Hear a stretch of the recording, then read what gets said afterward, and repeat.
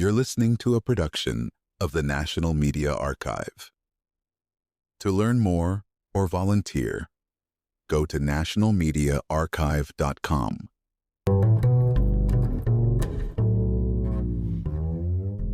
Have you ever become obsessed with something so niche you felt like the only person in the world who cared? That was me as a kid, but my fascination wasn't with dinosaurs or train set, was with abandoned cruise ships. And at the top of my list, the World Discoverer. Picture this, a cruise ship built in the heyday of the 1970s, now left to rust on a lonely Pacific shore. Why did this ship captivate me? It's not just about the size or grandeur. There's something haunting about a vessel designed for adventure, now frozen in time. Today, I'm sharing the story I've wanted to tell since childhood, one part maritime history, one part unsolved mystery. Ready to dive in?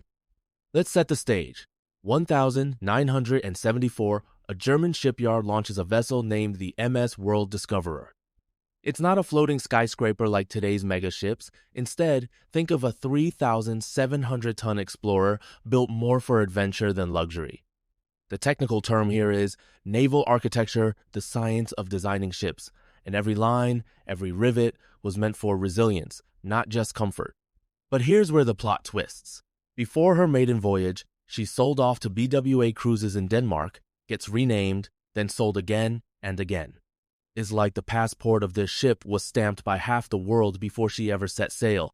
Why so many owners? In shipping, ownership can shift for reasons as simple as tax benefits or as complex as changing safety regulations, like the notorious flags of convenience. It's a global game of maritime musical chairs. Now, let's talk about the ship's real purpose. The World Discoverer wasn't built to dazzle with casinos or endless buffets. Instead, she was an expedition ship, a technical term for vessels designed to explore hard-to-reach places like the Arctic or remote Pacific islands. Imagine a boutique hotel that floats, carrying just 170 passengers and 80 crew. Amenities? Sparse. A cozy lounge, a modest library, an observation deck, and a tiny pool. But here's the catch. Her real superpower was the fleet of inflatable dinghies. These allowed her to anchor offshore and whisk guests to untouched beaches. Now you might be thinking, why choose a small, basic ship? For adventure travelers, the destination matters more than the journey. The World Discoverer was their ticket to the ends of the earth, not just another vacation. Let's geek out a bit because what's cooler than a ship built to survive ice? In 1990, the World Discoverer got a major hull refit, thicker steel plating and reinforced frames. Think of hull as the ship's skin and bones, and refit as a mechanical makeover. Why bother? Simple. To survive small ice impacts, that's the technical way of saying, oops, we hit a floating chunk of glacier. This upgrade meant the ship could push deeper into polar waters.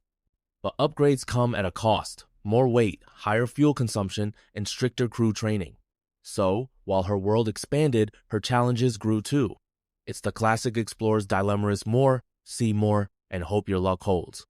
Fast forward to April 30th, 2000. The World Discoverer is gliding through the Sandfly Passage of the Solomon Islands, a string of islands northeast of Australia. For those unfamiliar, passage in nautical terms is a narrow waterway. Think of threading a needle, but with a 3,700-ton ship. Suddenly, disaster. The ship strikes an uncharted reef.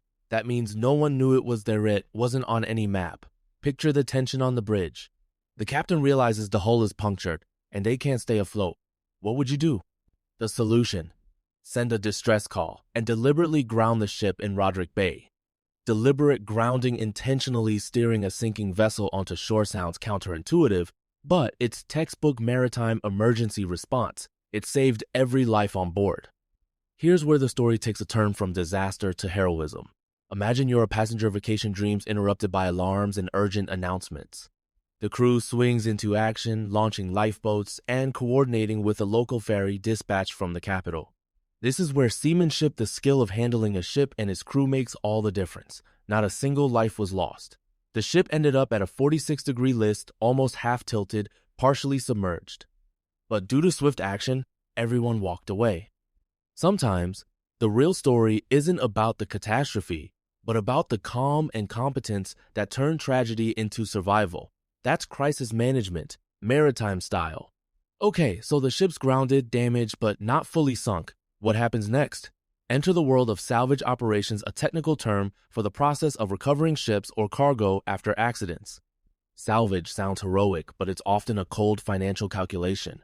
In the case of the World Discoverer, the hull damage was so severe that repairs would have cost more than the ship was worth. 2 attempts were made, both unsuccessful. Why? For one, structural integrity, the ship's ability to hold together, was compromised. Second, the remote location meant huge logistical headaches. Sometimes, even the most iconic vessels become what insurers call constructive total losses. A fancy way of saying it's not worth saving. So what do you do with an abandoned ship marooned in your backyard? For the locals of the Solomon Islands, the World Discoverer became a floating treasure trove. Over time, they salvaged everything from windows to machinery, turning the wreck into a sort of accidental hardware store. This is called informal scrapping in maritime circles. It's not organized recycling, but a grassroots effort to reuse whatever's valuable. Now, you might ask, isn't this illegal? Technically, yes, unless the ship's owner gives permission. But here's the weird twist. When a ship is abandoned and the company goes bankrupt, ownership gets murky.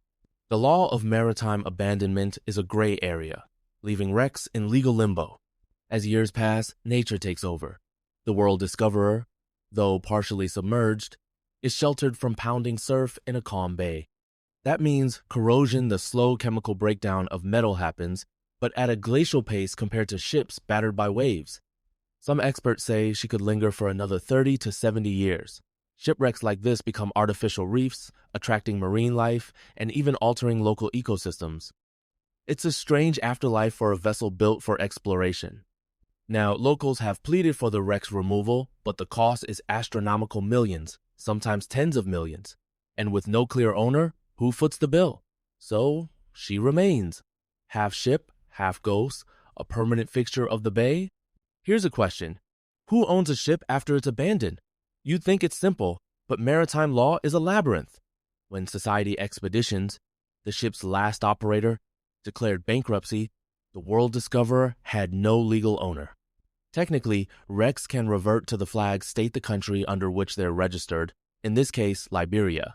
But in practice, governments rarely take responsibility unless there's a hazard or oil spill. So, the ship sits in legal limbo, a case study in the complexities of international law. If you ever wondered why so many shipwrecks remain untouched, now you know it's not just about rust, but about rights, responsibilities, and red tape. Let's bring it home. Why does the World Discoverer still fascinate us? Maybe it's the eerie sight of a modern ship stranded in paradise, or the way it blurs the line between human ambition and nature's power. For me, it's a reminder that every adventure carries risk, and that even the most advanced engineering can't conquer the unknown. I remember reading sketchy blog posts about this ship when I was a teen, dreaming of seeing it someday. And now, sharing its story feels like closing a personal circle. The World Discoverer is more than just an abandoned vessel. It's a living relic, a monument to exploration and the mysteries that still surround our blue planet. Thanks for joining me on this journey. Until next time, stay curious and keep searching for the stories that the world leaves behind.